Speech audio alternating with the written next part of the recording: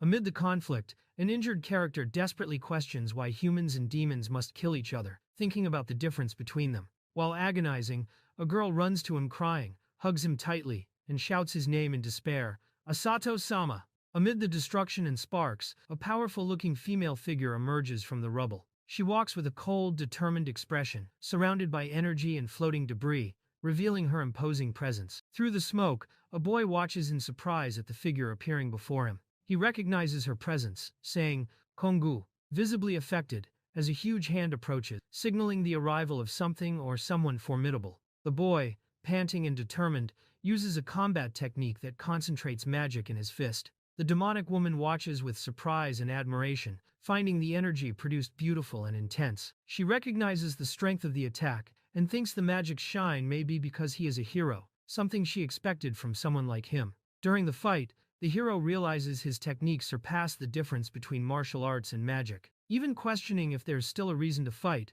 he is reminded of his mission to eliminate threats to the Empire. The enemy, revealing himself as the Demon King, declares his position before the hero Asato Kanumi, reinforcing the inevitable reason for their battle. The demonic woman reminds the hero of his promise to eliminate the gap between humans and demons, questioning if they could possibly understand each other after all. The hero responds confidently, believing that even if it takes time, coexistence between the two sides is possible and achievable. The hero suggests proposing peace between the kingdoms, believing his friend, the Princess of Elschland, would accept the idea as she always seeks peaceful solutions. He also mentions the saint who was summoned a year before, someone who trusts and supports him since then, strengthening his hope for reconciliation between humans and demons. The discussion between sides heats up as the demonic woman accuses humans of invading her territory. She questions the reason for the conflict, while the hero tries to maintain the peace proposal. A third character watches the tension, wondering if the desire to understand each other is still real, even with everyone in a fighting stance. The protagonist recalls being summoned to that world a year ago, unaware of who called him or why. He was almost killed by monsters but saved by Anna during an expedition. Since then, she has cared for him. Now, he realizes he must stop relying on others and find his own way back to Earth, gaining power by himself. He remembers Anna introducing him to the elf, Shanaria, who taught him to fight. She recognized his magical potential and inner strength, but also warned him about his limited vision in moments of panic. Even living in a world torn by war between humans and demons, Shanaria thinks about the sadness of this endless conflict and advises him to stay safe in the castle. However, he feels he can't ignore the princess's hope for peace. The protagonist declares he won't give up despite the hardships. He wants to fulfill the princess's wish and believes humans and demons don't have to be enemies. While a woman calls him and the princess naive, she admits such people can save lives. He decides to get stronger and maybe become a true hero. Faced with the risk of losing loved ones, the protagonist decides to fight to end the war between humans and demons. Even knowing no one will be happy with the war, he treats this battle as the last one. Determined, he prepares for the decisive confrontation where only one can win. At the crucial moment, the protagonist releases a huge amount of magic he had kept hidden until the last second. The force of the attack surprises his opponents, who realize he never gathered so much energy before. Amid the impact, he charges fully in his final push. After the battle's impact, the fallen character begs the protagonist to end the conflict with her death, offering her last breath to end the war. Meanwhile, something strange catches the hero's attention. A dark presence appears among the rubble, suggesting the fight is not truly over. After these intense events, the demonic woman smiles with relief and extends her hand to the hero, acknowledging his attitude. He believes Anna would have done the same in his place. Despite the tension, the atmosphere softens, and though calling him naive, she accepts the gesture, marking a moment of reconciliation and mutual respect. The hero activates a powerful spell, surrounded by light and magical symbols spreading around him. The demonic woman watches silently, surprised and moved by the moment's intensity, while he faces firmly what is about to happen. Amid the magic energy, the hero starts noticing something strange happening around him. Confused, he tries to understand until a figure appears before him, speaking with familiarity and gratitude. Surprised, he recognizes the voice and wonders if it's really Anna. Anna appears before everyone, declaring that thanks to the hero's efforts, the war is won. She states the Demon King will be killed, sealing victory. However, the hero is shocked by the coldness of the decision, arguing his enemy can no longer fight. He refuses to accept a massacre, even in victory. Anna, with a cold expression, thanks the hero for his effort and says it's time to say goodbye. She decides to raise a magical barrier. Even exhausted, to contain the fire that could kill everyone. With no chance of escape, the hero is frozen by the situation, while she questions how long he plans to stay like that. The hero vents, feeling used and betrayed by those he called friends, thinking about his fight to end the war. Shaken, he considers himself useless, despite being alive. The demonic woman, Firm, confronts him with harsh words and encourages him to keep fighting, reminding him he is a living person, not a disposable object, and must move forward even if life is hard. The hero reveals he never saw the demonic woman as an enemy, believing they were similar. She moved, admits she fought, hoping they could be friends. They share a sincere moment of connection, showing that despite the conflict, there was understanding and respect between them. Knowing what he must do, the hero prepares to act. The demonic woman, worried, hands him a garment with magical protection, insisting he wear it. She explains he still has some magic left, which could increase his survival chances, and urges him to protect himself before it's too late. The hero, already weakened, makes his final request. He begs the demonic woman to survive, and leaves the rest of the mission in her hands, including discovering Anna's true intentions. With tears in his eyes, he faces his sacrifice as his last battle. While the hero faces destruction, Anna watches coldly, declaring she could never get along with someone inferior to her. The scene contrasts her cruelty with the protagonist's sacrifice, raising the dark question about the fate of someone betrayed by those he trusted most. The hero wakes in a peaceful place, immersed in crystal-clear waters. Surprised, he notices all his wounds have healed. Confused, he looks around not recognizing where he is, trying to understand how he survived and where he ended up after the previous events. Still confused, the hero is surprised to be embraced by an unknown woman right after waking up. He realizes he's not alone, and someone has been caring for him during his recovery. He learns he was saved by Clarissa, the maid serving the Demon King. She explains that by protecting him, she was caught in the flames along with him. Both were left between life and death, but survived thanks to the lake's healing properties. Relieved, Clarissa admits she risked everything in that place to save him. The hero wakes fully recovered, and relieved to know the Demon King is safe, having suffered only minor injuries thanks to his protection. Clarissa sincerely thanks him for his efforts. Though still sore, he confirms his magic is in perfect condition, but something unexpected surprises him suddenly. While still recovering, Clarissa appears already dressed in her maid uniform, impressing him with her quickness. She jokes about the situation, leaving him speechless at her strange behavior. Despite the light moment, he only thinks how odd she is. The hero arrives at the imperial capital called Kusanagi, where the Demon King's mansion is located. Impressed, he notices the place's name is Japanese, something unusual in Estalia. While exploring the market with Clarissa, he tries to better understand the new environment and the meaning behind that familiar name. He reunites with the Demon King, relieved to see her safe. She greets him kindly, thanking him for saving her and allowing him to call her by name. Surprised by the friendly treatment, he questions why, since they are technically enemies. She responds naturally, saying he is the hero who saved her, simple as that. The hero is told that from that moment on, he will live in the Demon King's mansion and should feel at home. Clarissa serves tea, but he hesitates to drink, suspicious. She frankly says poisoning him now would be useless, and assures she prepared the drink herself. Still, he remains uneasy about the situation. During the calm conversation, the hero reveals he trusts Clarissa more, because she cared for him when he was weak. The Demon King comments, slightly jealous, about that trust. Despite the quiet moment, the hero changes tone and questions Leonie about her true goals and what really happened in the past, making clear he still seeks answers. During the talk, the hero learns that when Anna cast a barrier to separate him from the Demon King, Clarissa held back her allies outside. Leonie clarifies that Shanaria and Trust did not betray him, they were actually trying to save him. However, they were caught by the traitorous princess and ended up immobilized and taken away. The Demon King explains the kingdom spread false news of her death, saying she was killed by the hero in an act of sacrifice. This paused the war and established a truce. While the hero floated between life and death for 2 weeks, she prayed for his return. Now, she reveals her plan, to turn Estalia into a multicultural nation, accepting all regardless of race. For this, she asks the hero to lend his strength, as defeating those resisting this change will be necessary. Leon reveals the Empire wishes to coexist with humans, but Princess Anna is pushing a plan to exterminate all demons. Admitting her current strength isn't enough to win, Leonie asks for the hero's help. He suspects her intentions, feeling manipulated, but she sincerely swears not to do anything against his will, appealing to memories of his ancestors and mother. Hearing promises like those Anna made before betraying him, the hero fills with distrust. In a tense moment, he tries to use magic, but shocks to find his powers gone. Leonie and Clarissa are also surprised, not understanding what happened, while he faces the reality that his magic is gone. Without powers and feeling useless, the hero silently reflects on all he's lost. He recognizes that to protect others and fulfill his mission, he needs strength. Even with Leone saying he can stay without fighting,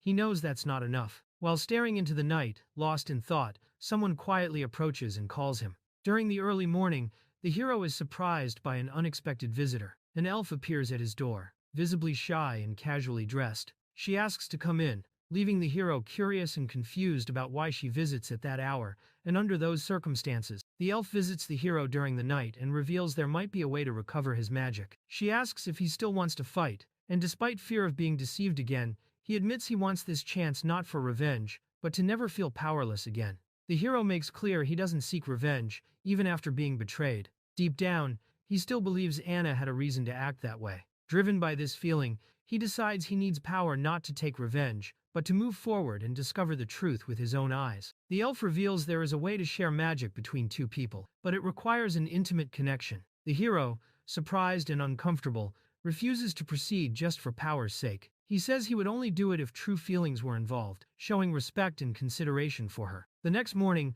Clarissa wakes beside Asato, visibly embarrassed, remembering the previous night. She tries to speak but is nervous because it was her first time. Asato, calm, responds naturally, showing they both share the experience. The mood is lightly awkward but also intimate between them. While Clarissa seems thoughtful and shy, Asato clearly feels her magic passed into his body. She explains that though magic transfer can be unstable for others, he, who was without magic for a year, will adapt easily. Now, he feels this new energy flowing inside him. Asato asks why Clarissa did so much for him despite the little time they spent together. She reveals she already knew him for some time because the Demon King ordered her to investigate the hero who appeared in the kingdom. Surprised, Asato realizes she had been watching him before, explaining her familiarity and dedication. Clarissa recalls that even during the war, the hero never killed any demons, a hard choice requiring courage. Admiring the kindness he showed on the battlefield, something she believes she lacks, she explains she helped him, not out of duty but to ease his pain. Sharing magic was only a consequence of that feeling. He thanks her sincerely, recognizing her kindness. Clarissa, distracted and dreamy, is confronted by her cousin, who notices her strange behavior. Even though Clarissa doesn't look hurt, her visible happiness raises suspicion. The cousin insists she's hiding something, reminding that they are cousins and grew up like sisters, demanding honesty. The cousin confronts Clarissa after noticing her odd behavior and pressing her, discovers she performed a ritual to share magic with Asato, which involved an intimate relationship. Shocked and jealous, she interprets this as a personal victory for Clarissa, who tries to justify it was not like that. The situation becomes awkward and emotional for both. Clarissa makes clear she doesn't see her relationship with Asato as romantic. Her only wish is to help him regain his magic, even if it ties him to their world. She accepts the consequences without hesitation, showing she doesn't want to be a burden to him. Clarissa's childhood friend silently reflects on the girl's gesture, realizing that although Clarissa says it was just for magic, the ritual was something deep, like a marriage in the past. She recognizes Clarissa acted out of true love, without expecting anything in return, and feels surpassed. Still, she wishes Clarissa to be rewarded for her dedication. Asato prepares for training or combat, now wearing his own battle uniform. His determined look and confident stance show he's ready to move forward with his new strength, the result of the power he received. Asato starts training with an experienced, good-humored warrior. Despite his relaxed appearance, this man is one of the 4 imperial generals, someone who faced Asato several times before. Now, he shows confidence in the boy, and accepts him as an ally naturally, which surprises Asato. During training, the warrior praises Asato's conduct in the war, recognizing his justice and that he didn't kill any demons. Without resentment, he shows respect for Asato's circumstances. Then, the physical training intensifies, and Asato begins releasing a powerful energy aura, showing progress. The warrior is impressed by the absurd amount of magic inside Asato, realizing it's far more than any warrior he's faced. He wonders how a simple maid like Clarissa could have so much magical power. When asking how Asato regained his magic, the boy evades the question, clearly embarrassed, and asks not to go into details. Dorionoa advises Asato to be strong and reminds him that fighting is better than being unable to react. He acknowledges the power Asato now holds, comparable to Mao, Sama's, and encourages him to use it to protect lives and expand his influence. Asato thanks him sincerely, recognizing the value of the support and trust. Someone watches the battle carefully and, in a tense moment, thinks dodge, indicating a fast and dangerous attack is about to hit the target. The image shows a blade cutting through the air, and someone's armor being hit or almost pierced, suggesting the imminent impact of a powerful blow. The attack nearly hits Asato, who manages to dive aside and dodge. The sword strikes the ground forcefully, scaring everyone. He and Dorowinawa are confused and annoyed by the sudden situation. Soon after,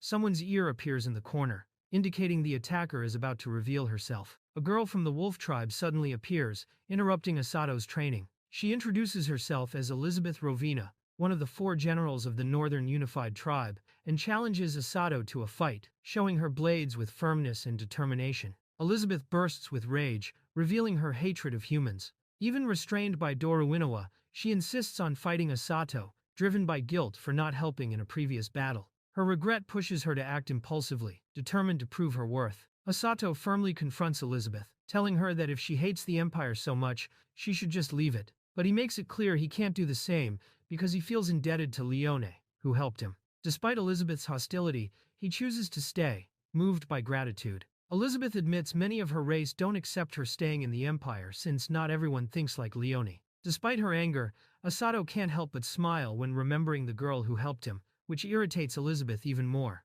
Elizabeth refuses to back down, even after being warned to stop. She insists on confronting Asato, ignoring the fact he is under Mao-sama's direct protection. The tension rises, but Asato just watches silently while Dorowinawa tries to calm things before it gets worse. Dorowinawa allows Elizabeth to fight Asato, as long as she stops if it gets dangerous. But Elizabeth, consumed by anger, ignores the warning and prepares to attack with full force, determined to eliminate him. Asato, accepting responsibility, offers himself as her opponent without hesitation. Asato decides to face Elizabeth, not out of hatred, but to understand himself and what he wants to protect. Even without knowing who or what he will fight for in the future, he refuses to be manipulated and reaffirms his will to fight by his own choice, while still searching for a way back and a peaceful future between humans and demons. Asato and Elizabeth charge at each other with full strength. The clash, now unavoidable, marks the start of a direct fight between 2 warriors, with different motives but determined to prove their ideals. Elizabeth charges wielding a heavy weapon, ready to face Asato in direct combat. Elizabeth attacks with surprising speed, despite wielding a heavy sword. Asato barely keeps up with her movements, surprised by her strength and agility. The fight quickly intensifies. During the fight, Asato is shocked to realize Elizabeth is fighting with absurd speed and strength, without using any magic. She pressures him with fierce, agile attacks, forcing him to retreat while he tries to understand how powerful she really is. Elizabeth lands a strong, direct punch, surprising Asato, who had thrown his sword away. Even as a swordsman, he's forced to fight with his fists, pressured by the girl's brute strength and determination, which leaves no room for rest. Elizabeth lands a brutal sequence of kicks and punches on Asato, knocking him to the ground unable to react. Her strength impresses, and it becomes clear the true power of the Wolf Tribe members isn't in weapons, but their own bodies used as lethal weapons. As Ato explains, he uses a sword out of consideration since Elizabeth is still recovering. He reveals the magic he uses is simple but unmatched, applied directly to his body to strengthen it by making magical energy flow internally. Though stronger than steel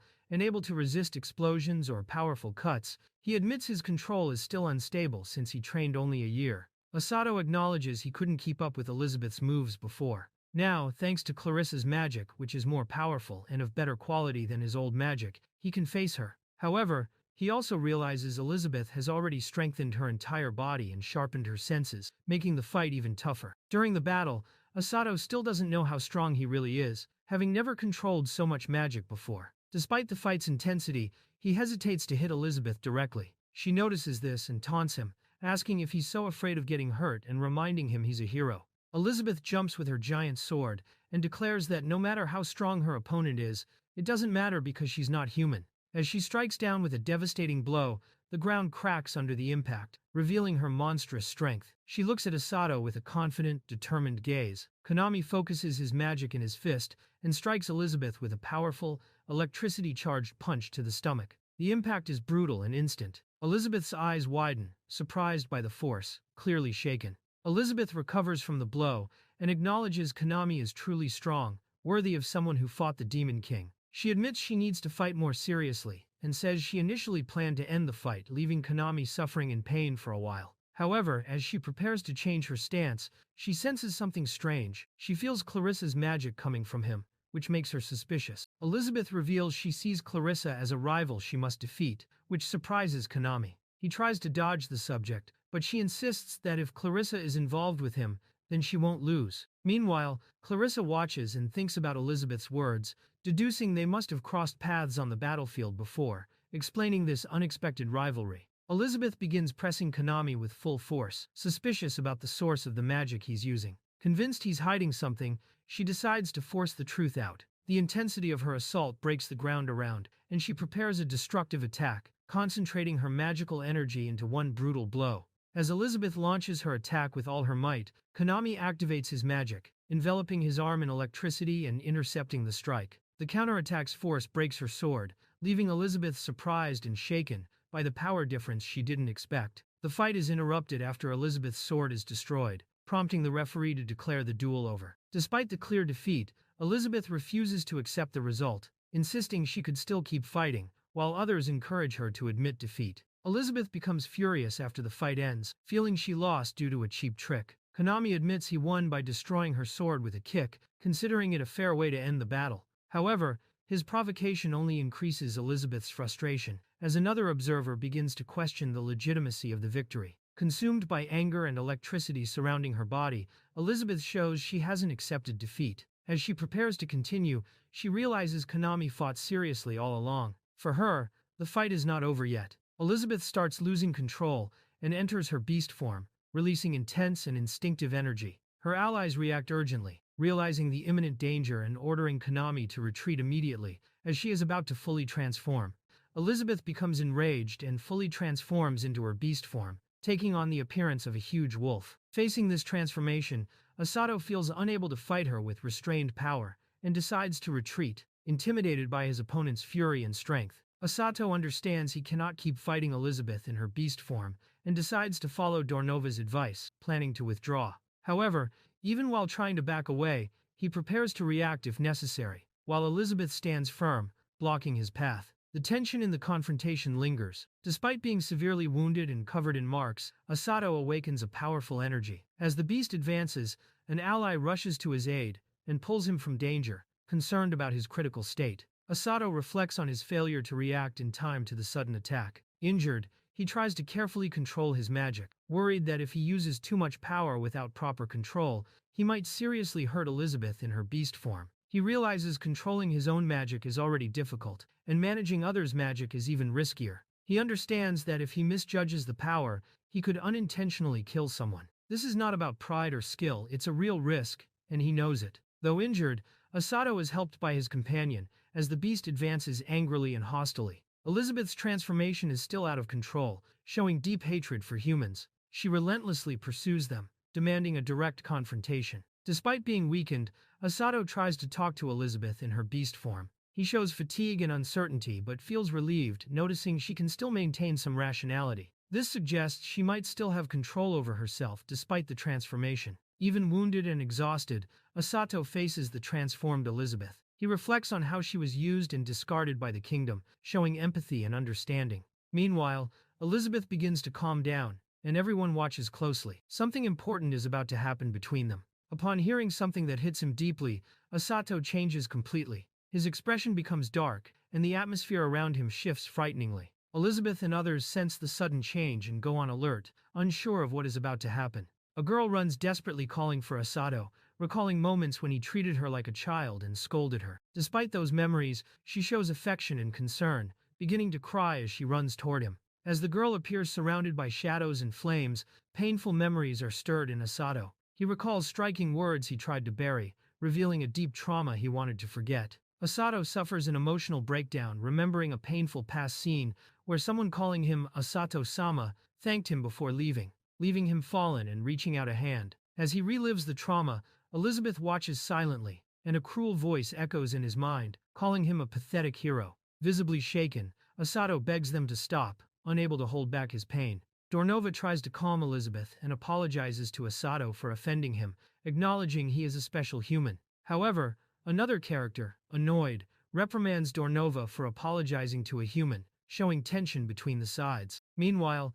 Asato remains lost in heavy thoughts, wondering if it was all his fault. Fueled by rage and pain, Asato delivers a powerful kick to the wolf's face, sending him flying with a brutal impact. The blow is so intense, the wolf starts bleeding from the mouth. Meanwhile, an ally watches shocked, shouting Asato's name, surprised by his sudden aggressive action. The stunned wolf tries to understand what just happened. He realizes he was launched into the air by a kick from Asato, faster and stronger than any blow he had felt before. He compares the impact to when his sword was destroyed, but notices this kick was even more powerful. Asato walks toward him with a fierce and determined look, making clear he no longer hesitates. Asato lands a direct, devastating punch on the enemy, sending him flying backward with force. The impact is so strong, parts of the adversary's armor break and scatter on the ground. Even after the brutal hit, the man slowly rises with a confident smile, as if he is only starting to take the fight seriously. The wolf senses something strange and tenses up, realizing the situation is about to change drastically. He watches the enemy envelop himself in a dark, fiery aura,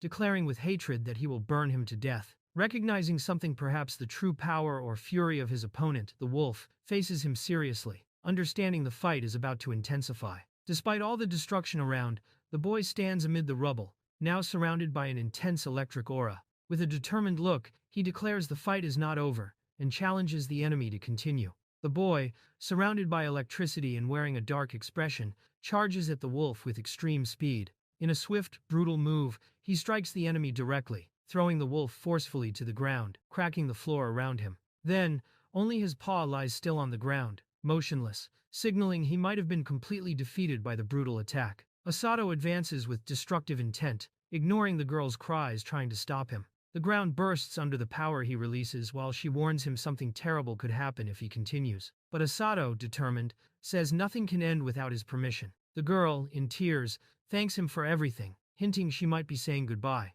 A girl interrupts Asato's attack, holding him firmly from behind. Her body is injured and covered in energy, but she says firmly that things have gone too far. With a calm look, she declares the fight is over. Gravely injured and barely able to stand, Asato tightly grips his fist as if trying to stay conscious. With difficulty, he asks Dorneva to take care of Elizabeth. Then his body collapses to the ground, while others watch in shock and despair. Still injured and exhausted, Asato says he will leave Elizabeth in their care, and that they will return later. He admits he tried to contain the situation from the start, but wasn't strong enough to prevent the fight. One man, relieved to see him back to normal, explains their magic level is comparable to the Demon King's. Even so, he regrets not being there earlier and accepts responsibility for caring for Elizabeth. Elizabeth lies unconscious in one character's arms, while others watch with shocked and worried expressions. Asato, still standing, begins regaining consciousness and realizing what he has done, feeling ashamed and disturbed. Seeing the destroyed wall,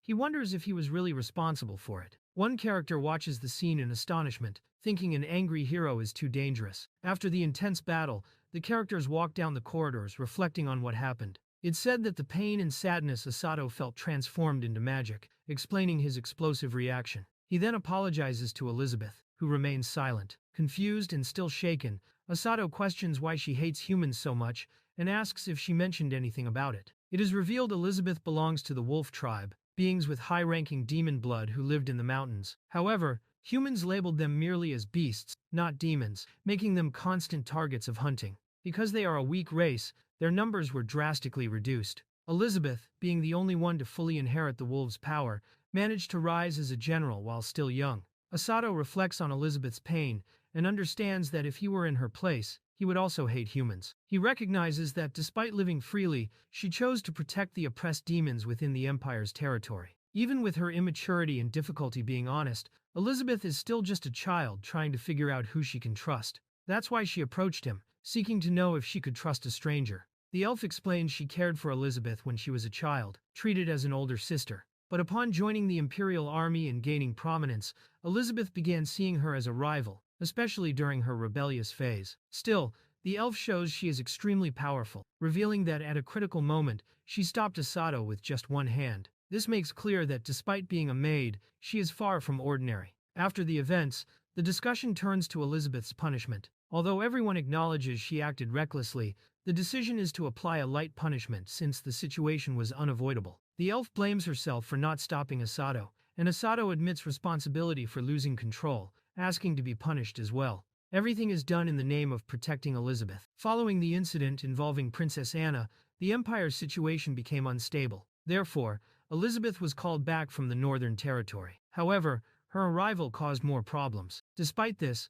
Asato's injuries were treated with magic and medicine, improving his circulation. Elizabeth, thanks to her wolf tribe heritage, is expected to recover quickly. As punishment, Elizabeth's magic will be sealed once she recovers, forbidding her from using it. The same restriction will apply to Asato if he wishes to be punished. It was made clear that if something similar happens again, Elizabeth will be removed from her position as general. Despite the harshness of the decision, the punishment is considered mild, and Elizabeth herself shows gratitude for it. During the conversation, it is argued that when someone shows the intention to do good, a lighter punishment is justified. The focus should be on what the person will do in the future, not just their mistakes. Given this, it is seen as more beneficial that Elizabeth, despite hating humans, accepts Asato, as this would help reduce the number of dissatisfied soldiers. So, instead of harsh punishments that would further damage bonds, the priority becomes preserving stability within the Empire. After all the conflicts, Asato spends 3 days resting and recovering.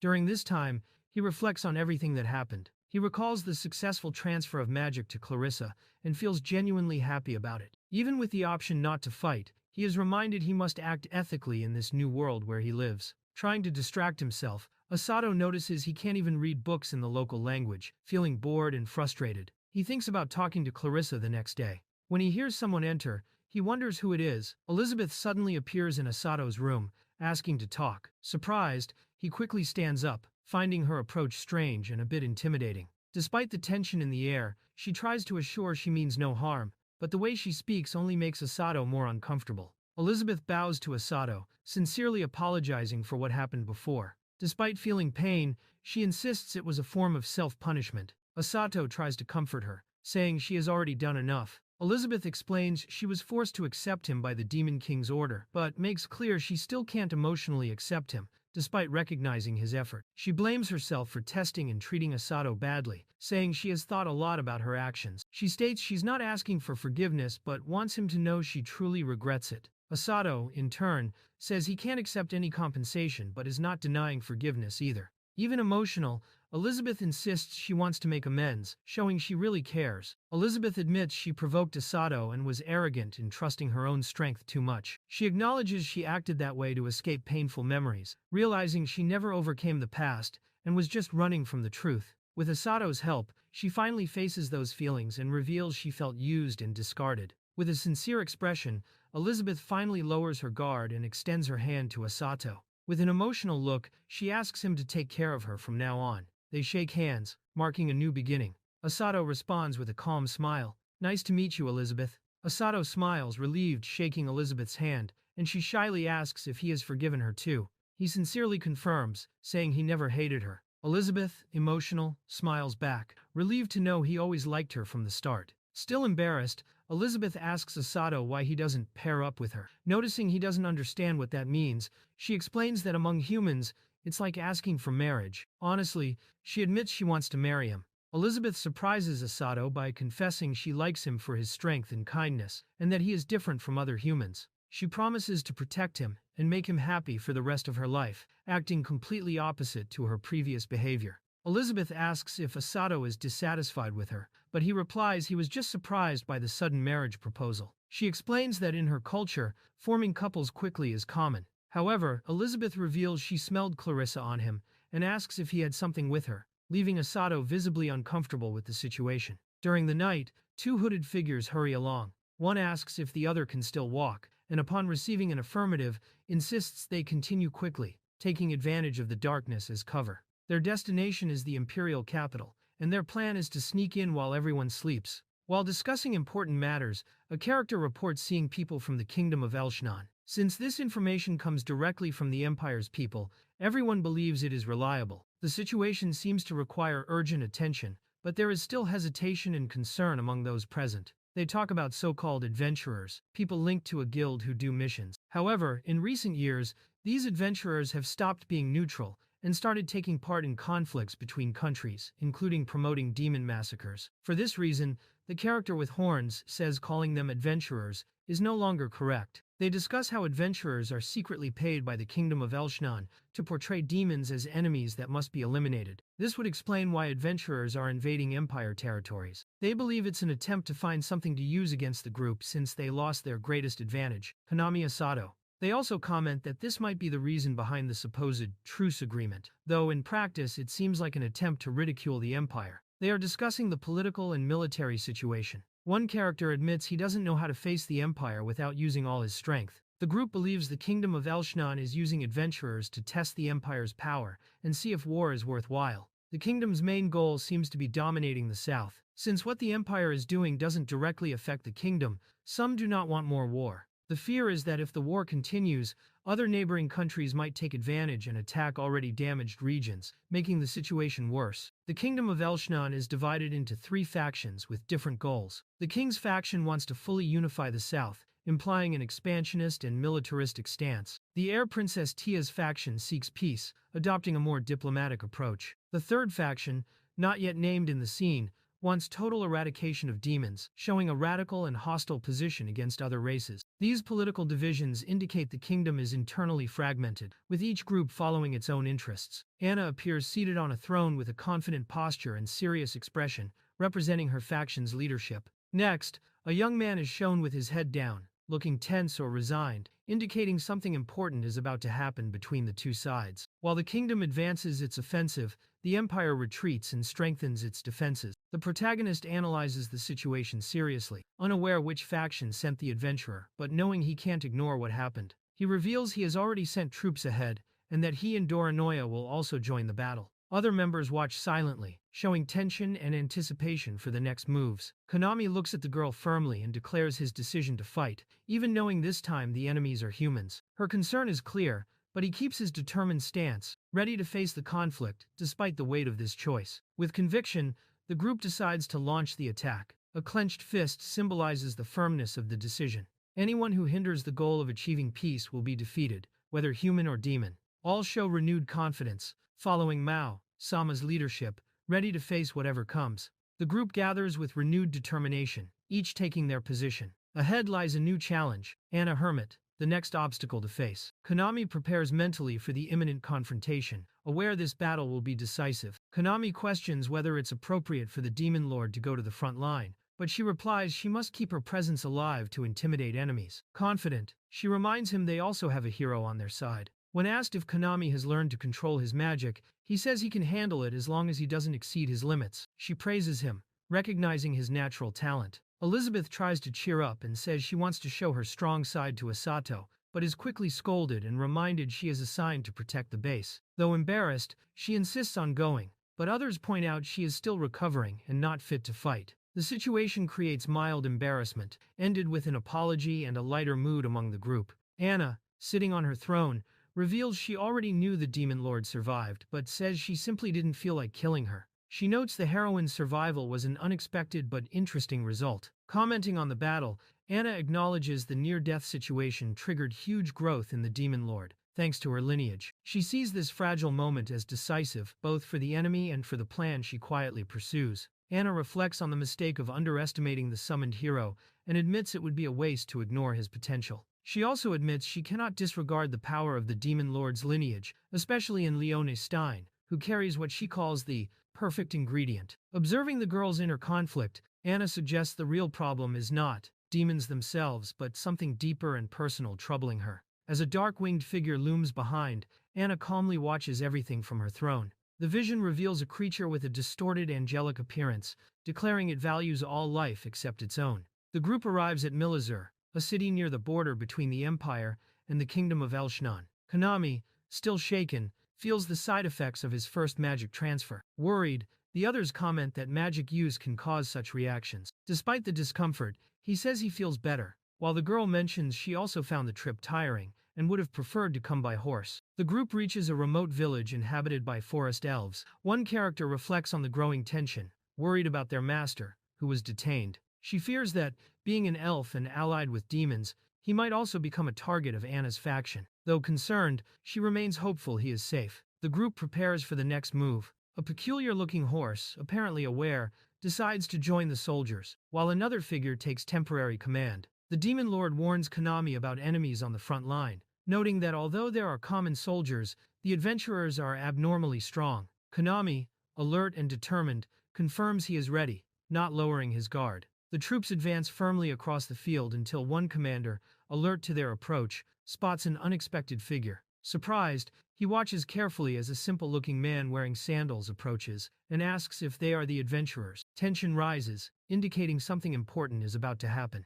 A shadow approaches quickly, and tension grows, but when revealed, it's just a woman and a child fleeing. At first, the soldiers relax, thinking it was a false alarm. However, Konami senses something strange, and his expression changes, realizing the situation is not as simple as it seems. The hooded figure, previously seen as harmless, reveals her true intention by drawing a sword and launching a surprise attack. The disguise was just a facade, and the girl, now with a determined gaze and tears in her eyes, shows she is not a mere civilian. Upon noticing the surprise attack, Konami reacts immediately, delivering a strong kick to protect his allies. The situation escalates into an intense battle, with fast blows and dangers unleashed. After momentarily containing the threat, he rushes to check on one of the victims, showing concern and keeping his focus on protecting the group. Konami and the others realize the two figures are hybrids, likely half human and half demon, covered in wounds. They conclude that the two fled because they couldn't endure the discrimination and suffering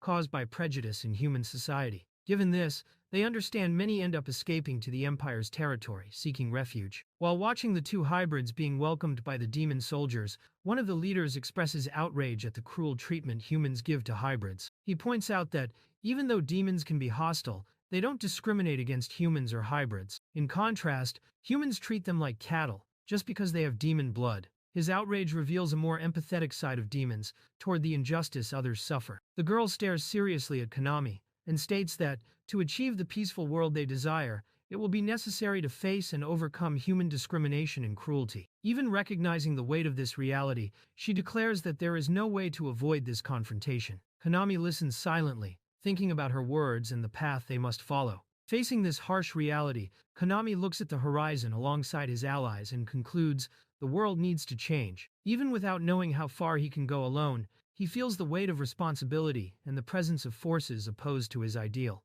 While enemies watch coldly, he reaffirms his purpose, determined to do whatever he can to transform that unjust world. Konami and his allies confront those responsible for persecuting the hybrids, questioning if they really enjoyed hurting a girl and a child. One of the adventurers is direct, making clear it was not fun. The atmosphere is tense, with heavy accusations in the air, showing the indignation of those who refuse to see innocents suffer in this twisted world. One adventurer reveals his cold, prejudiced view, stating he feels no guilt for hunting hybrids because they descend from demons. His words spark immediate tension, provoking indignation from those confronting him. The demon girl looks at him with disdain, while another group member steps forward, ready to firmly respond to the statement. Konami is questioned by one adventurer about why a human would side with demons. He responds firmly, saying it's natural to help those suffering before his eyes, regardless of race. His direct and sincere answer exposes the difference in values between the two. The adventurer admits understanding the argument but makes clear he doesn't fully share that view. The adventurer despises demons, arrogantly stating they are not human. His words provoke Konami, who visibly grows irritated hearing such thoughts again. He recalls the fall of Leone Stein, the demon king who was killed and hated by many, and wonders why everyone continues treating demons as inferior beings, ignoring their pain and humanity. Driven by anger and frustration, Konami begins to emit a powerful electric energy. His steps are firm and his expression shows he has passed his limit of tolerance. The girl beside him watches worriedly, calling his name, but he moves forward, determined and charged with power, ready to act. Konami walks with a serious expression and firm steps, saying he is calm but not hiding his irritation. His companions follow with some concern, while the girl beside him explains, with a slight tone of irony, that he is calm but irritated. The tension remains, but the group stays united. The adventurer tries to justify his actions, saying he wanted to avoid deaths, but that seeing Konami on the demon side could only be considered a betrayal of humanity. With a determined look and a sarcastic smile, Konami replies that this speech only makes things easier now he can fight without guilt. Konami advances without hesitation toward the enemies, confidently challenging them. However, one opponent quickly counterattacks, reminding him he is not facing just one adversary. Using magic, she raises a huge stone wall to block his advance. The confrontation intensifies, and Konami realizes the fight will be harder than he thought. With fists enveloped in electricity, Konami channels all his energy and delivers a powerful strike against the stone wall. With force and determination, he yells as he breaks the barrier, forcing his way through brute strength. The impact is devastating, showing he won't back down before any obstacle. After destroying the stone wall, Konami anxiously searches for the enemy. Among the debris, he hears the voice of the man who provoked him earlier, now calmly kneeling on the ground. With a firm look, ready for the fight, Konami stares at him, aware the real battle is about to begin. The enemy calmly rises and reveals his claws, stating he does not intend to fight hand-to-hand. With subtle, precise movements, he prepares to use a different method, while drops fall to the ground, indicating something dangerous is about to happen. His focus is clear: keep distance and attack strategically. The enemy summons dark magic, turning the ground into a dark sea. From it, skeletal arms begin to emerge, followed by dead spirits rising with cursed energy. Konami and his allies watch tensely, realizing they now face not only a powerful foe but also an army of the dead brought from the underworld. The enemy introduces himself as the messenger of death, able to manipulate decayed souls and turn them into temporary soldiers. While Konami and his allies watch closely, he declares that as long as he lives, the number of dead in his army will keep growing. Confident, he challenges the group, certain they can't defeat him by brute force. The battle now is against an army of dead spirits, fueled by his presence. Asato's group is surrounded by an undead army created from demon soldiers who fled the battlefield in the past. The enemy warns that, though dead, these warriors have strength superior to ordinary humans. The threat intensifies, putting the group at a numerical disadvantage and surrounded by a relentless force. Faced with the desecration of ancient warriors' souls, the girl fills with fury. Even recognizing the enemy's impressive power, she finds it unforgivable to use the dead as puppets. Taken by rage, she swears to make those who dishonored their ancestors pay with their own lives, declaring that such a sin deserves 1,000 deaths. The main group approaches angrily but remains focused. They face a necromancer enemy who begins summoning an army of undead. In response, the protagonist decides to act forcefully, eliminating obstacles with powerful attacks. Despite the enemy's growing strength, the group maintains their strategy. The knight faces the swordsman, the demon girl handles the mage, while the protagonist charges directly against the necromancer. The battle intensifies as the villain increases his undead army with souls of fallen soldiers, forcing the heroes to fight with everything to prevent him from continuing to control the dead. The knight realizes the risk undead pose if they reach the city and quickly takes the lead. Sword in hand, he commands soldiers to eliminate all enemies before they advance. The order is clear: none may escape. As the warriors prepare, the skeletons keep advancing, increasing the tension of the impending confrontation. The direct clash between the blonde swordsman and the enemy warrior begins intensely. Both collide with force, but it quickly becomes clear the opponent has the physical advantage. Despite the swordsman's resistance, he is pushed back, feeling growing pressure while trying to hold off the attacks with his sword. As the fight intensifies, the enemy mage tries to attack the group from behind. However, the woman with a demonic appearance quickly intercepts the attack, confronting the opponent confidently and provoking a direct magic duel between the two. The necromancer tries to react and call reinforcements but is surprised by the boy's speed, who advances aggressively. Without giving space for escape or distraction, he forces the enemy to face him directly, taking control of the confrontation. The necromancer uses a trick to temporarily escape, swapping places with an undead. While the boy tries to understand what happened, the enemy takes advantage of the distraction and prepares for a direct attack. Still, he reveals fighting at a distance is his weakness, making clear that close combat puts him at a disadvantage. The necromancer tries to stop the enemy's advance by ordering his undead to attack and block him. However, the boy advances without hesitation, easily destroying the skeleton. He notices the summoned bodies are becoming more fragile and simple, indicating the enemy is running out of energy or focus. Though realizing the undead have souls, the boy notes they lack consciousness and act like puppets. Feeling the burden of having to fight them, he silently apologizes before launching a devastating attack,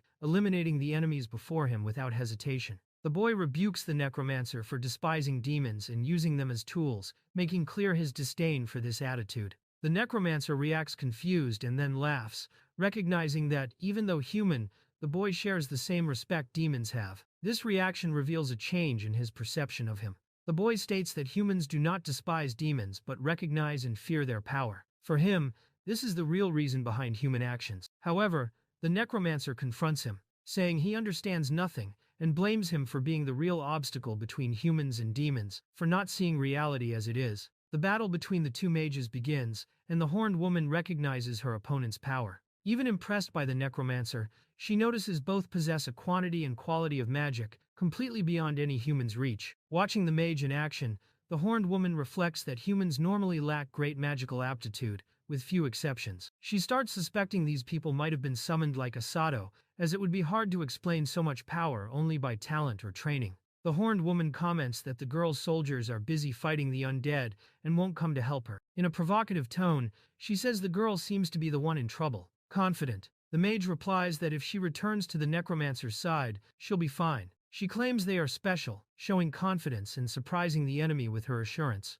The mage confidently declares that a weak demon king is no match for her. Meanwhile, the horned woman watches surprised at the amount of magic being released, realizing the mage possesses power comparable to Asato's. The magical pressure is so intense the barrier begins to fail, and she feels she won't hold it much longer. After releasing magic, the area is covered in smoke and destruction. The mage acknowledges that despite the strength shown, the light-haired woman is indeed a weak demon queen. She admits she has yet to govern, as well as her predecessor, and recognizes there are many demons more powerful than her. Still, she shows a carefree personality, saying she only wakes up because the maid gets her out of bed in the morning. Despite recognizing her flaws and limitations, the long-haired woman firmly embraces her position. She states that, despite everything, she is still the demon queen. Her expression is serious, and the aura around her shows power. She understands the responsibility of the role, and declares she was entrusted with an important position, making clear that even considered weak, her title holds weight and meaning. As the demon queen advances with firm steps, the blonde mage feels pressured by the intensity of the confrontation. Scared, she tries to keep her distance, warning them not to come closer. Even amid the tension, she watches the magical duel unfold with confusion, not fully understanding the strength being unleashed in that battle between mages. The demon queen leaps with precision and fury, aiming directly at her opponent. Her firm gaze shows she doesn't intend to retreat. The other mage, sensing the imminent danger, tries to retreat quickly but can't hide her frustration at being so strongly pressured. The mage doesn't allow the demon queen to escape and launches a powerful attack, determined to end everything right there. She concentrates her energy and prepares a devastating magical explosion, swearing she will reduce her to ashes this time. The demon queen advances without hesitation, challenging her enemy to unleash her magic. With a firm look, she asks if the mage is really willing to release that explosion up close. The tension rises, and the enemy falters, feeling the weight of the decision and the risk of being hit by her own magic. The demon queen takes advantage of the enemy's hesitation and lands a powerful direct blow to her abdomen. The opponent is caught by surprise and feels the impact strongly, unable to react in time. The attack clearly shows who controls the fight at that moment. The mage falls to her knees, clearly exhausted and defeated. The demon queen, confident and imposing, scolds her opponent for separating from her allies in the battlefield. She points out it was reckless to face alone both the army of the dead and the demon queen herself. With a confident smile, she asserts her position, the strongest, with the cutest face. During the night, a young warrior fights alone against a horde of undead. He delivers powerful blows, destroying the skeletons surrounding him. While knocking out another enemy with a magical punch, he angrily complains about how annoying these creatures are, but keeps fighting with determination. The boy continues tirelessly facing the undead horde. He notices the necromancer changed strategy, trying to overwhelm him with sheer numbers. Even so, he fully trusts his physical strength, speed, and the mana restored by the cleric. With that, he believes he will have no trouble finishing off the undead soldiers. Despite his strength, the hero begins noticing signs of fatigue. He realizes that if the enemies keep attacking a specific point, it might become dangerous. The necromancer watches from afar and comments that the hero's movements are slowing, provoking him and questioning where all his previous confidence has gone. The necromancer taunts the hero, saying he already died that day in the demon lord's castle. He claims the Herculean strength the hero uses is an elf's secret magic, rare among humans. Despite this, the hero reaffirms his ideal. He seeks peace between humans and demons, even if considered a traitor for that. The necromancer mocks him, calling his ambition foolish, and saying a hero who supports the enemy is already practically dead. The hero expresses his frustration with humans' ignorance about demons. Meanwhile, a woman harshly criticizes the idea of peace between humans and demons, calling it foolishness. She mentions the older princess now supports demon extinction, and even the younger sister, considered naive, desires peace. Frustrated, the hero concludes the real problem is that humans simply don't understand demons at all. The hero reflects on his experiences with demons, remembering he has met many types, some who helped humans and others who attacked them. Even so, he believes they all have someone they want to protect, just like humans. To him, the difference between races isn't that big. But the antagonist contradicts him, stating there is a clear difference. Demons are a kind of long-lived species. That, for him, is what fundamentally sets them apart from humans. The hero acknowledges a harsh truth. Even if humans spend their whole lives training, it's still extremely difficult to defeat demons, who have a huge advantage by living much longer. From the human perspective, demons seem to exist only to destroy them. He concludes that, in the end, demons are basically a superior species. Facing a horde of skeletons, the villain reveals his hatred of demons, declaring they are cursed for being born with everything. He believes humans will only find peace by completely eradicating demons. With his current numerical advantage, he sees this as the perfect chance, and declares the fight will only end when one side is destroyed. As the young hero lowers his guard, a skeleton appears behind him, about to attack. An ally intervenes with a shout of warning, reprimanding him for his distraction amid the battle. The hero resists the surprise attack and firmly rips off the enemy skeleton's head. Still, he discovers the undead were specially made by the enemy, serving as his trump card. The fight intensifies as it's revealed that beheading is not enough to stop them. The hero tries to take advantage of an opening to attack, determined to finish the fight. However, he is surprised by a direct counterattack. The enemy notices his inexperience in close combat and hits him hard, criticizing his distraction and premature confidence. The hero decides to retaliate by using the enemy soldiers' own heads as weapons, surprising the necromancer. Initially, the enemy doubts the strategy's effectiveness, believing his wall of undead will hold. However, he recognizes that with the hero's superhuman strength, the results might be very different. Realizing a few soldiers won't be enough to stop the hero's attack, the necromancer orders all undead to gather before him. Desperate, he uses the skeletons as a shield, trying to protect himself from the imminent assault. The hero takes advantage of the enemy's distraction and surprises him with a direct attack. The necromancer, caught off guard, realizes too late he fell into a trap. While the hero advances determinedly, the enemy is overwhelmed by confusion and doubt, questioning his own actions. The hero lands a direct blow to the necromancer's face, sending him flying. Watching his enemy thrown into the air, he reinforces his conviction. He will never allow someone like that man to keep using demons as tools. The necromancer is violently thrown to the ground, staggering after the blow. Despite injured, he tries to get up while facing his approaching opponent. Struggling, he begins to speak, determined to justify his actions despite the looming defeat.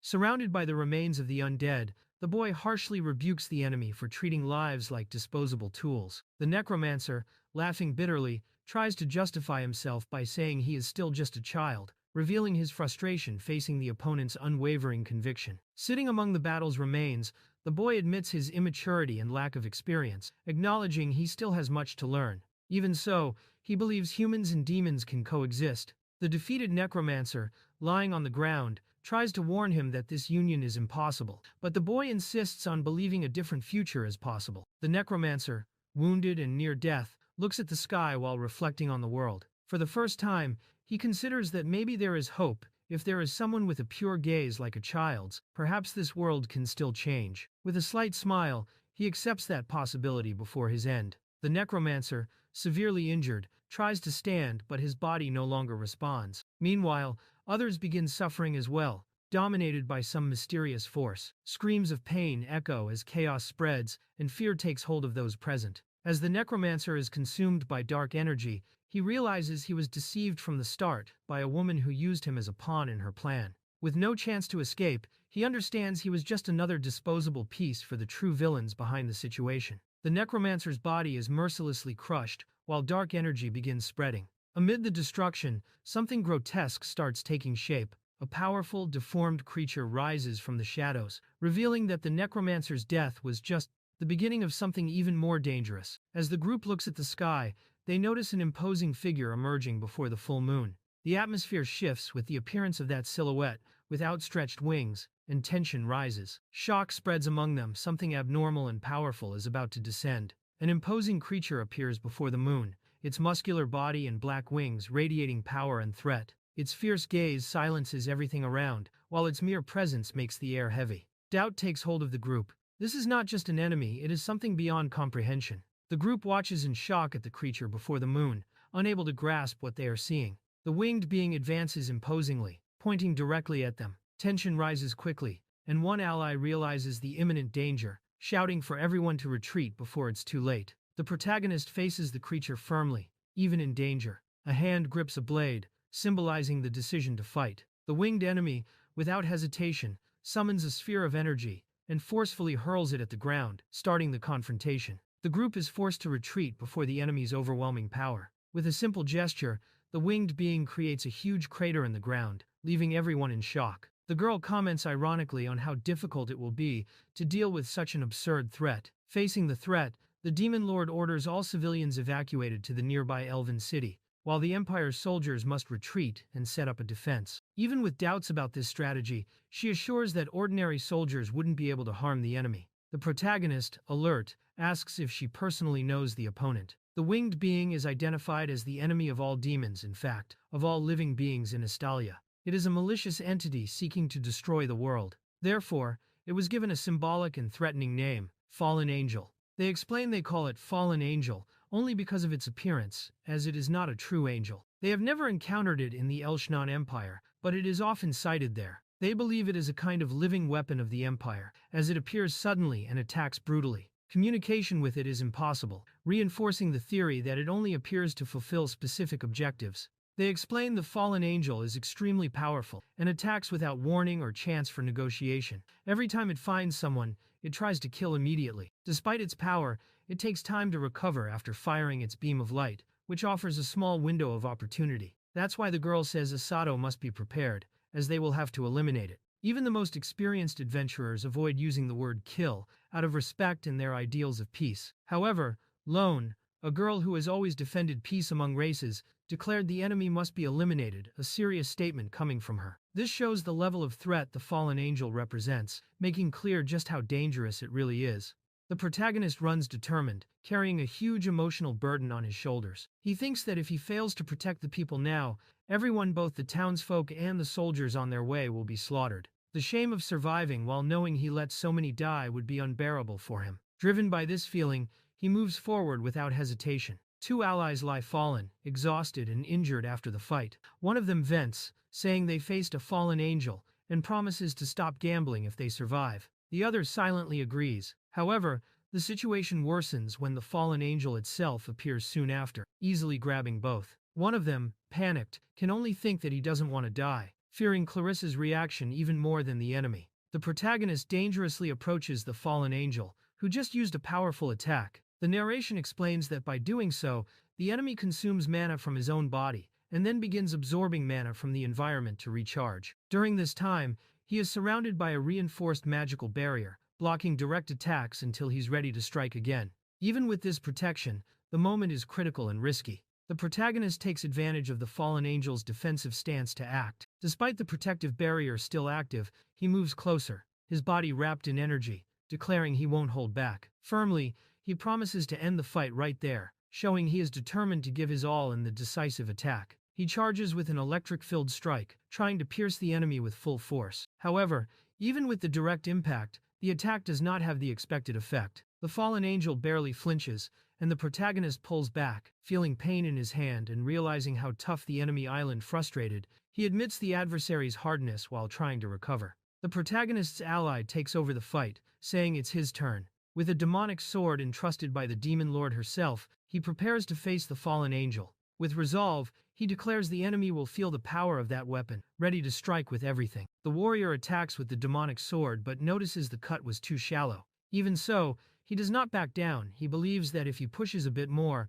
he can break the enemy's defense. However, before he can continue, the fallen angel violently throws him away. The two warriors join forces and launch a combined attack against the fallen angel. With shouts of determination, they both hit the enemy simultaneously, trying to break his defense and knock him down once and for all. The joint attack hits the fallen angel full force, piercing his body and throwing him backward with strength. He falls to the ground severely wounded, while the girl watches the result and confirms excitedly that the strike worked. With the two allies quickly retreating, the girl advances determined. Surrounded by complex magical circles and intense magical power, she prepares to cast a devastating spell against the fallen enemy, without hesitation. Even after the powerful magical attack unleashed by the girl, the enemy not only resists but appears with a dark smile and empty gaze. Then, he charges forward with brutal force, tearing up the ground with his assault, showing he is far from defeated. As the dust settles, everyone watches silently, breathless and tense, wondering if the attack was enough to end the enemy.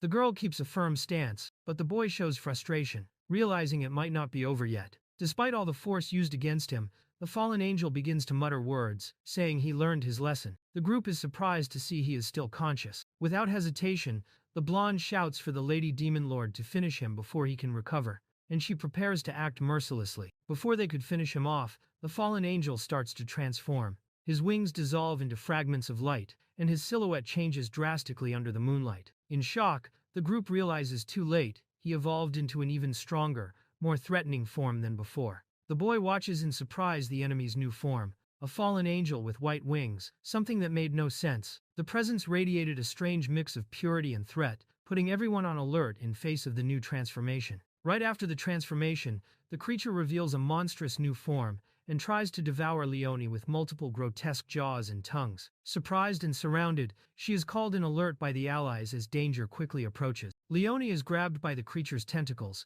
immobilized in the air. The pressure rapidly increases, but an energy begins to form around her, signaling a possible imminent reaction. The angelic-looking creature starts emitting an unusual energy, different from any enemy faced so far. Leonie, still trapped, realizes this ability doesn't resemble any other fallen angel's power she has fought. Tension grows as she tries to understand what's coming. Leonie is thrown to the ground, wounded, while the enemy approaches. Dorunawa rushes to protect her, entrusting her safety to the Lady Demon Lord. Asta prepares to attack again with his powers, but Leonie warns that this time, the plan to surround the enemy won't work as before. Asta tries to hit the enemy with a direct magical strike, but notices it has no effect. Surprised, he sees his magic as being completely nullified, as if repelled. He understands that, like rubber blocks electricity, his magic has no impact on the enemy's body. The enemy's strike hits the ground with devastating force, creating an intense impact. From afar, one ally witnesses the scene in shock. Leonie and the other warrior watch worried and scared, calling for Asato, fearing the worst. The group discovers the enemy's ability, absolute resistance to any kind of magic. This makes him a direct threat to everyone who fights with spells. Even with magical reinforcements, the attacks have no effect, proving he is the worst possible opponent for mages. With his right arm broken, Asato realizes he won't be able to defend against the next attack. Facing the magic-immune and extremely strong enemy, he understands that if nothing changes, everyone there will die without a chance to react. Facing the unbeatable threat, Asato begs Doruinawa to buy time so he can act. Even without his demonic sword, he agrees to the request. Racing against time, the enemy approaches thirsty for blood. Leonie asks if there is a secret plan, but Asato admits nothing they tried so far works against the opponent. While Leonie mentions the Heavenly Flame technique, she reveals that although it isn't the strongest, it is one of the most irrational ever created. The strategy would be to use it while the enemy is distracted by the Demon Lord and others. Asato is amazed by the existence of something like that, but Leonie explains it's not a normal magic technique and doesn't require direct mana, only another kind of energy. Given the urgency, he accepts and understands what he needs to do. Leonie explains that the Heavenly Flame technique requires the life force of both the Demon Lord and the hero. Being a long-lived demon, she can bear the cost. But for a human like Asato, the sacrifice can be serious. Still, she admits she has no other choice and, despite feeling guilty for asking such a heavy price of an ally, decides to proceed with the plan. Leonie prepares to start the plan, determined to use all her power. She states she's not acting out of desperation, but conviction. Asato also commits, saying he won't sacrifice himself for others without reason anymore. He promises to fight with everything, not just for others but also for his own goals, making clear he can't lose Leonie because she will be indispensable from now on. With tears in his eyes and conviction in his heart, Asato declares he will protect Leonie at any cost. He believes his second chance at life was precisely for this moment. Seeing this, Leonie watches moved, touched by the sincere promise he just made. While Asato holds the enemy, Leonie prepares to activate her most powerful technique. With determination in her eyes, she begins chanting the invocation of the Heavenly Flame, a legendary fire that represents both destruction and rebirth. A feared power starts forming in her hands, ready to consume everything ahead. Leonie floats over a colossal magic circle, completing the invocation of the Heavenly Flame, summoning something from another world. A flash surrounds everything, and in an instant, Asato realizes he's been transported to another place. Confused, he notices he is alone and wonders if only he was teleported, not understanding what is to come. Asato faces an imposing creature wrapped in black flames, a flaming tiger. He watches intrigued, trying to understand what stands before him. Although expecting something like a white, pure, heavenly flame, what appears is the complete opposite, dense black flames, exuding a threatening presence. This makes him question if that is really the true form of the divine flames. Asato faces a floating flame surrounded by an intense glow. It slowly approaches and merges into his chest, leaving him surprised by what he feels. While trying to understand what it represents, the flaming tiger roars strongly, as if approving or passing something important to him. This mysterious flame seems to hold a hidden power, perhaps the true essence of the black flames.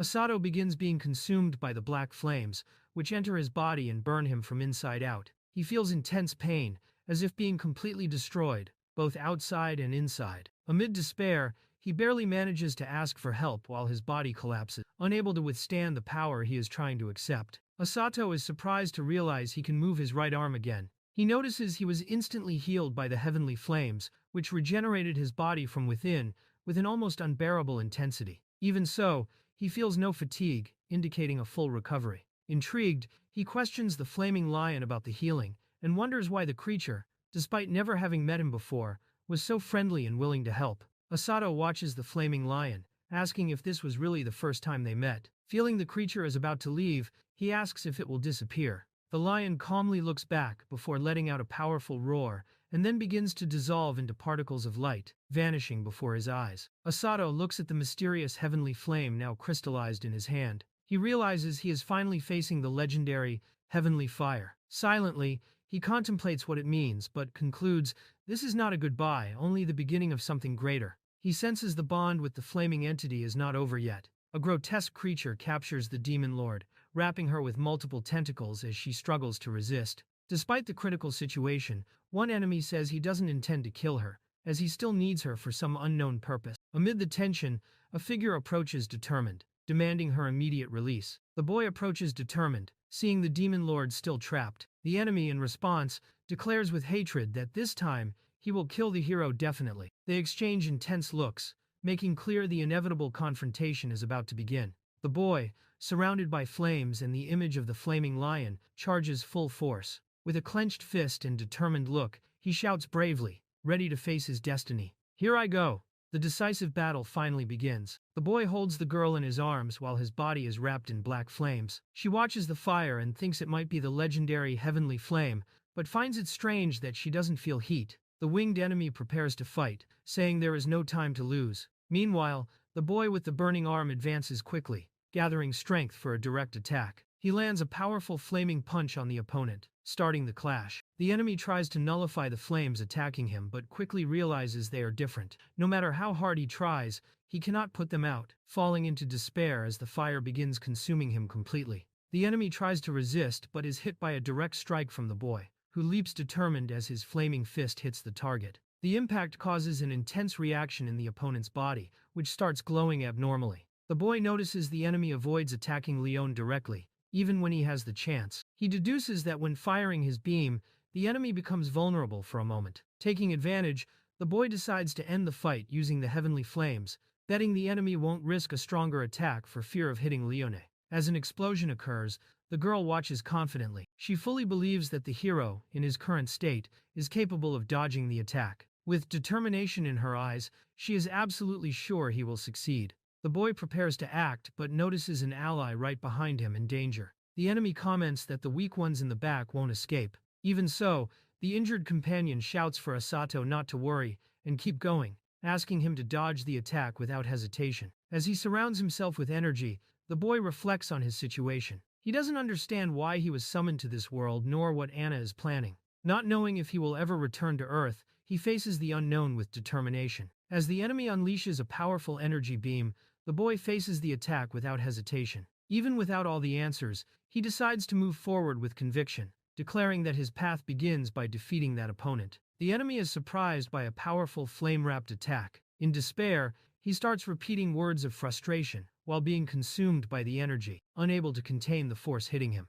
The Kusanagi flames burn intensely as the enemy expresses his frustration. After the fight, The boy silently watches the flames die out and, exhausted, collapses sitting on the ground, panting and visibly worn out from the battle. After the intense fight, Asato falls to the ground, completely drained. His companions rush to him, worried. The girl watches silently, while he, exhausted, admits he used up all his energy. 2 days after the battle, Asato recovers in Leone's mansion. He tries to reassure the others, saying he is fine, but inside he admits he lost part of his life force. While looking at his bandaged hand, he thinks about the high price of the heavenly flames and hopes never to have to use them again. During the conversation at the mansion, Asato is recognized for protecting both soldiers and civilians by defeating the fallen angel. His effort saved many lives, and the Empire's soldiers already respect him. His friend jokes that he will become popular, but Asato reacts embarrassed, uncomfortable with the idea. Two girls talk about their feelings, one still insecure about being good enough, while the other is surprised by the protagonist's actions. Elsewhere,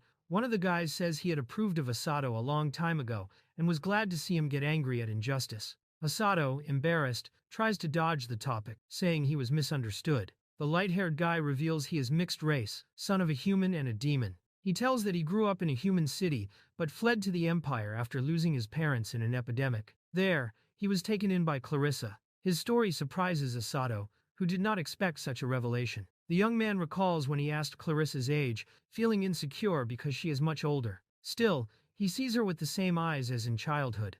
He mentions that his memories after the question became confused, suggesting he was punished somehow. Asato reacts with humor, imagining what she must have done. Clarissa and the girl arrive at the mansion to check on Asato. He says he's fine, despite having lost some energy using the heavenly flames. Clarissa blames herself for not helping sooner, but Asato tries to reassure her. The tension breaks when the conversation shifts to a secret technique, causing a comedic moment between them. While one of the young men quietly leaves after overhearing too much, the girl approaches Asato and invites him to accompany her the next day. Surprised, he learns she seriously wants him to meet her father. The group strolls through a busy market and enjoys the local sweets. In a relaxed moment, one of the girls drops a treat while trying to eat it, causing surprise and laughter among all. They end up sitting together, relaxing and having fun in the lighthearted atmosphere. During a peaceful walk, Asato comments on how beloved Leone is by her people, something he hasn't seen even in the capital. She explains she grew up among the citizens and always treated them like family, despite their different races. Asato listens closely, and Leone mentions that her father will better explain the importance of outsiders like him, considered valuable by the Empire. Leone reveals that since her mother's death,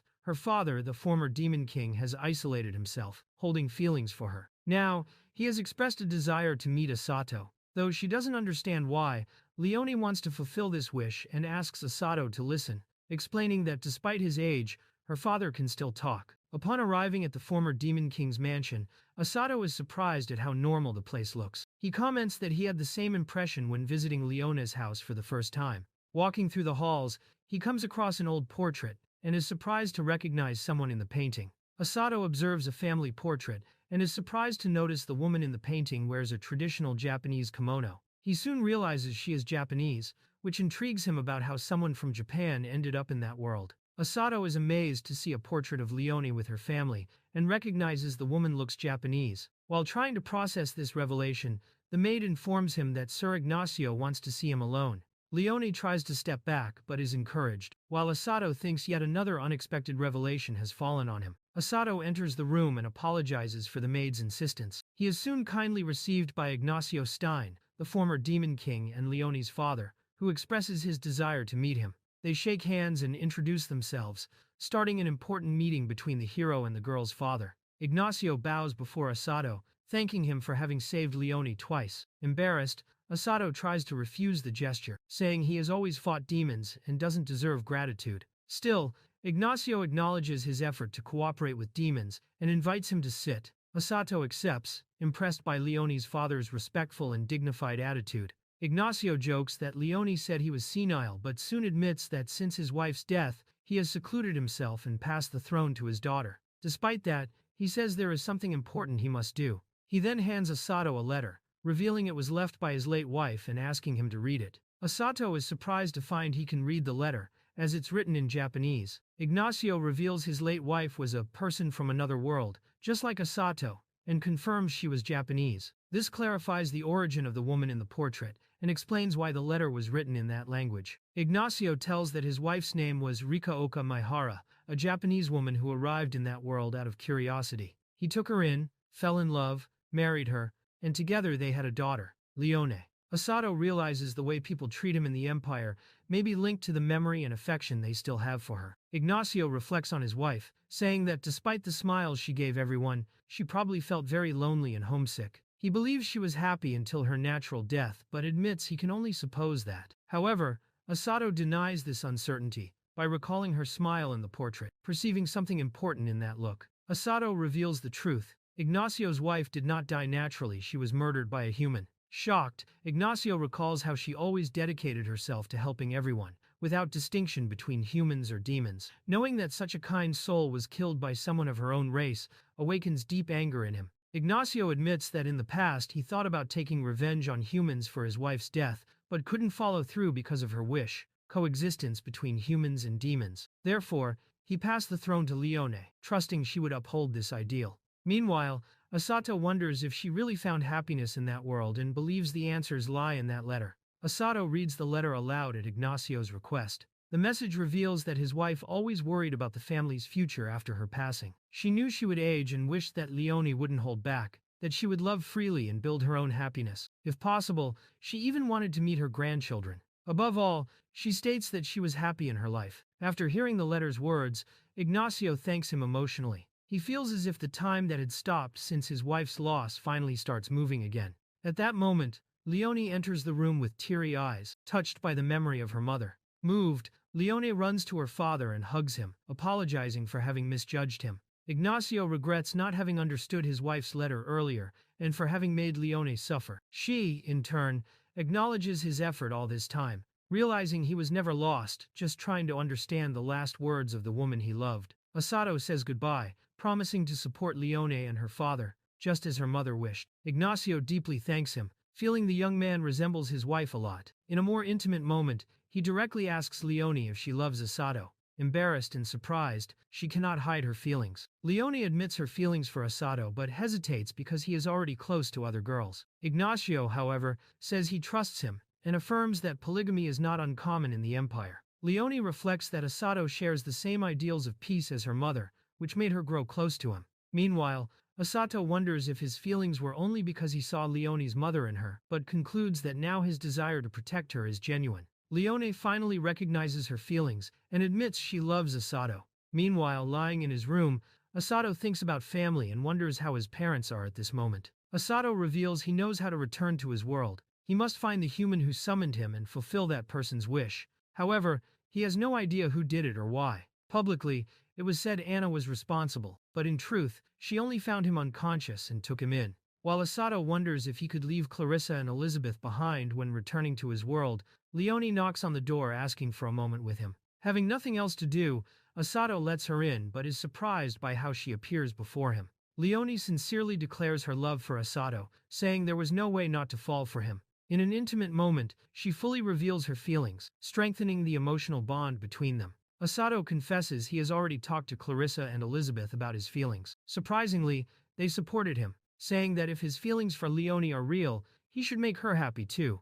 Moreover, they promise to stand by him if he cannot return to his world. Leone is touched to hear this. Asato and the others arrive at Milazur, an elven city on the border, relieved to see the place was unaffected by the events involving the fallen angel. Leone mentions someone wants to meet him, and Asato asks if it's another relative of hers, but she denies it. A hooded character asks Asato if he remembers the woman and girl he saved. He reveals that both have recovered from their injuries and are being cared for by the Empire in that city. The woman's identity surprised the messenger, but she insisted on meeting Asato personally. The messenger reveals to Asato that the woman who wants to see him is someone very familiar to him. The scene ends with the revelation beginning, but her name is not yet said, increasing the tension and Asato's curiosity. Asato is shocked to learn that someone important to him is alive. He hopes she was safe but fears that Anna, being a demon, won't leave her alone. Meanwhile, the mysterious woman waits alone in a room, raising the tension of the reunion. Asato is surprised to reunite with Shinaria,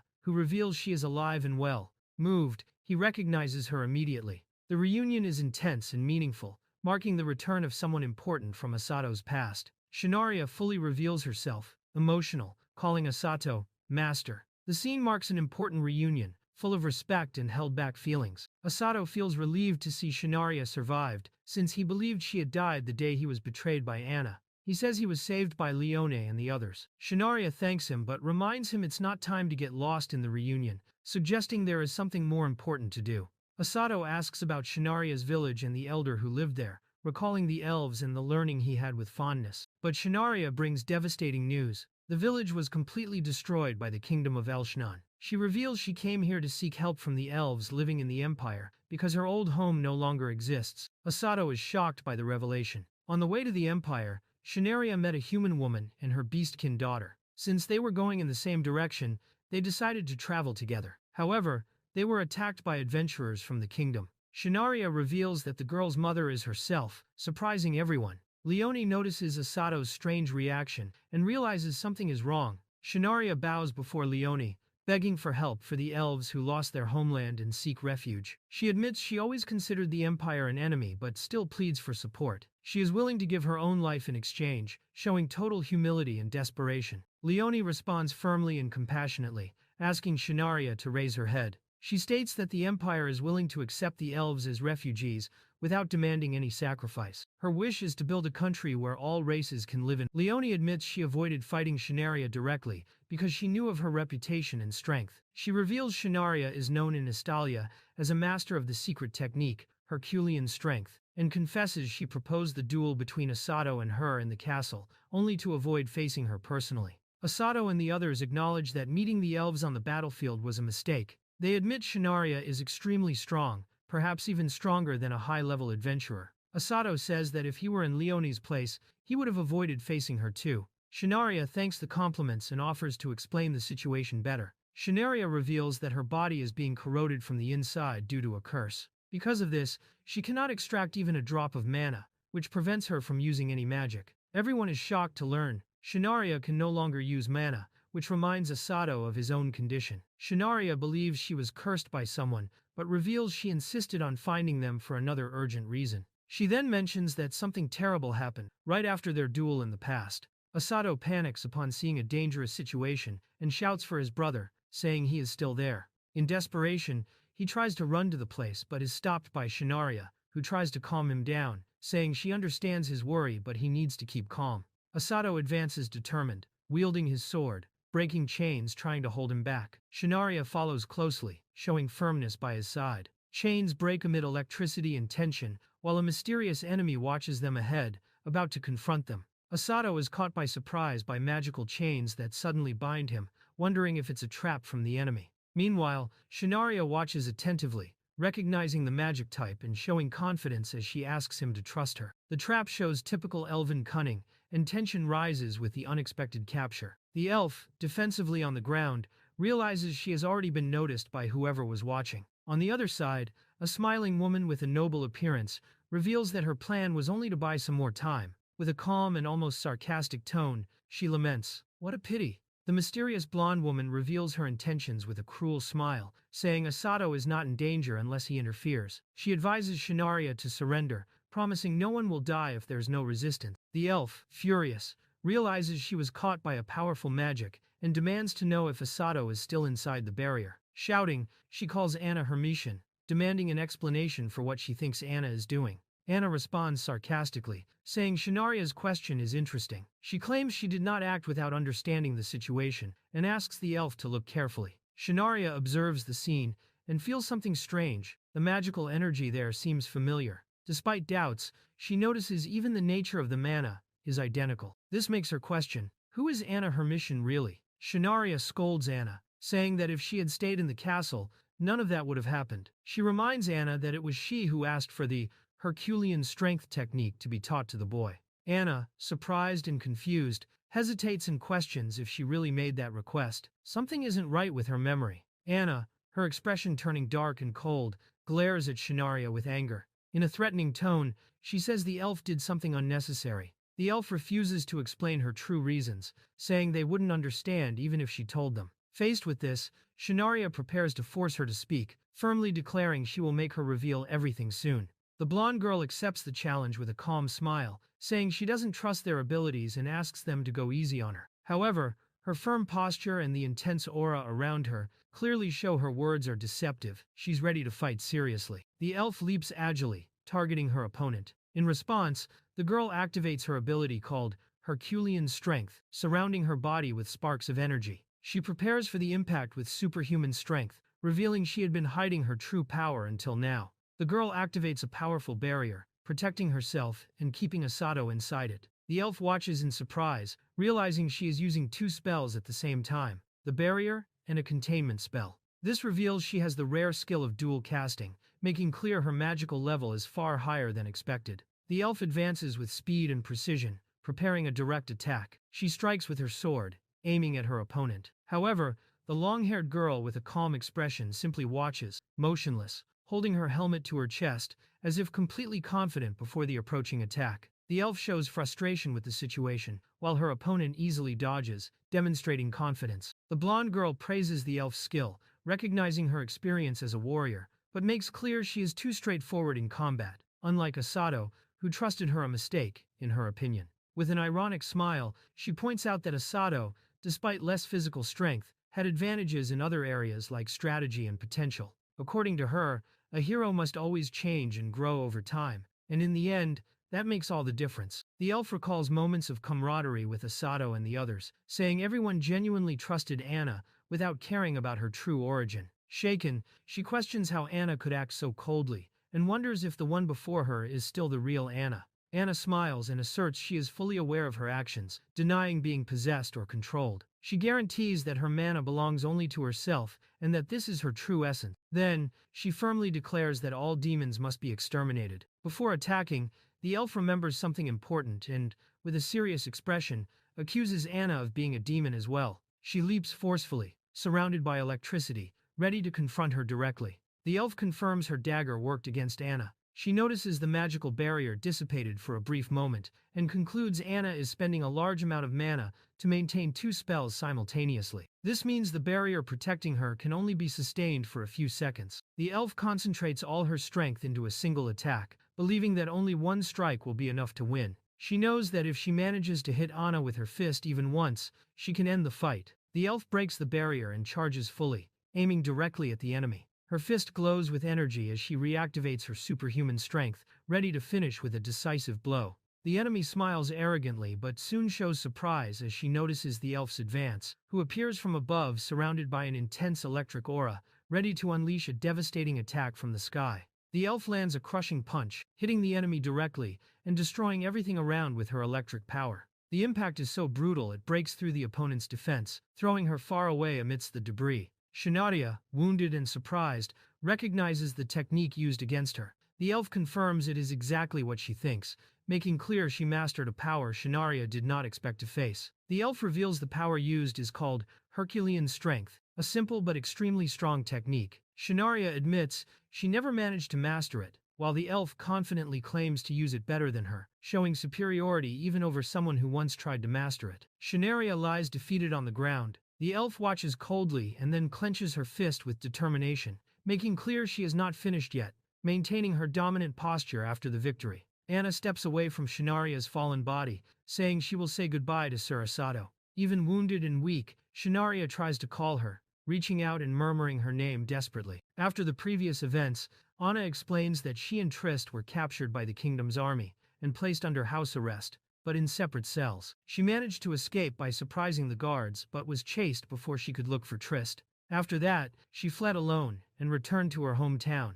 as she had said before. Amato is relieved to learn that neither Anna nor Trist betrayed him. He hears that Trist worried about his safety the whole time. The horned girl apologizes for not being able to help directly but reveals she asked an ally of the kingdom to look for the boy. Amato feels like helping immediately but decides to focus on what he can do now. Amato comments on the magic that sealed Shinaria's powers and reveals that her body will be examined for clues in the marked symbols. They discuss the need to create countermeasures against that type of magic. Amato also wonders how Anna managed to use Herculean strength more efficiently than them. Amato reflects on Herculean strength, a technique so powerful that even he, with all his hero power, couldn't master it. He realizes Anna's strength is something completely different, unknown even to the elves, and distinct from heroes or demon lords' powers. Elizabeth appears desperate, calling for Amato. As soon as she finds him, she hugs him tightly and asks for help, clearly shaken.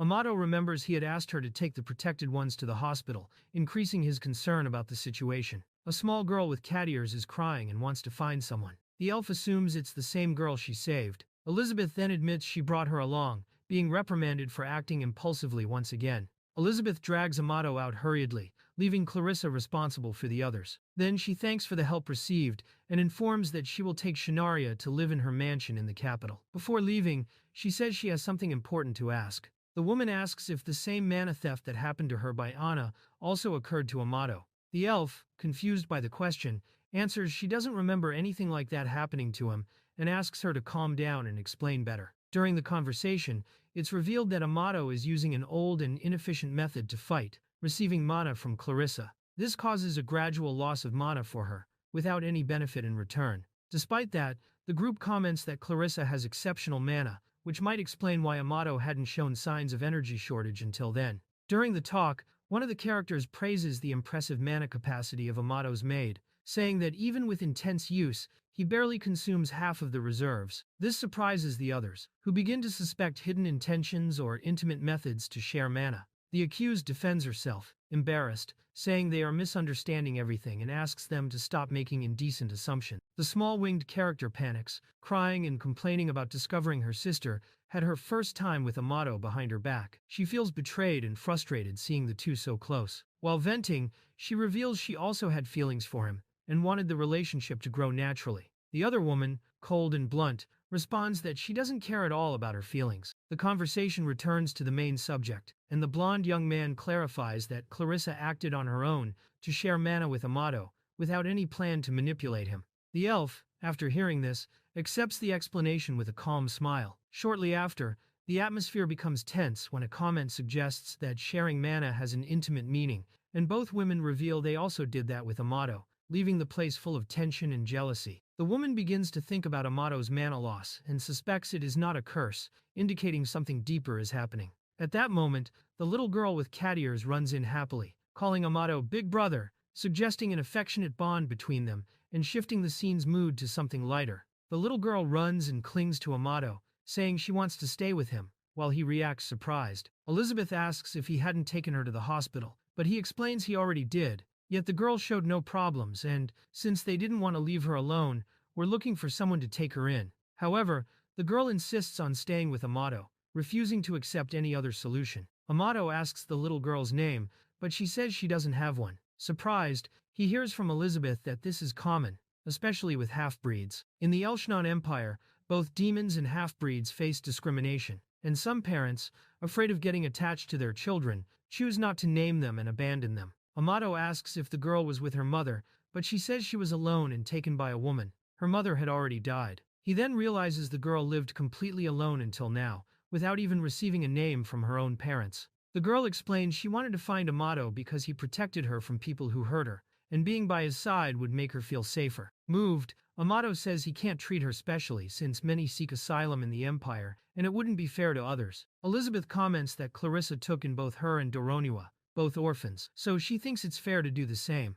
Amato hesitates but admits he would like to stay by the little girl's side, if possible. Clarissa smiles, satisfied with his decision. Amato thanks the maid, who promises to explain the situation to her lady. Then the little girl says she wants to work. Amato finds it strange since she already has Lady Leone as her guardian. The girl doesn't answer directly, but he senses she's worried about her financial situation. Amato is informed he doesn't need to worry about money because he will receive a good salary for being a trusted ally of the Empire and for his deeds as an adventurer. He is surprised to realize he is officially treated as someone who works for the Empire. When asked what he will do with the girl, he recalls that before he left financial responsibility to someone else, but now he will have to take care of it himself. Amato and Clarissa commit to raising the girl as best as possible, almost like a family. Even the little white pet comments they look like a couple. The little girl, emotional, asks if it's okay to stay with them, and receives confirmation. Now they will all be together. During the conversation, everyone notices the little girl still doesn't have a name. She becomes emotional upon hearing she will receive one,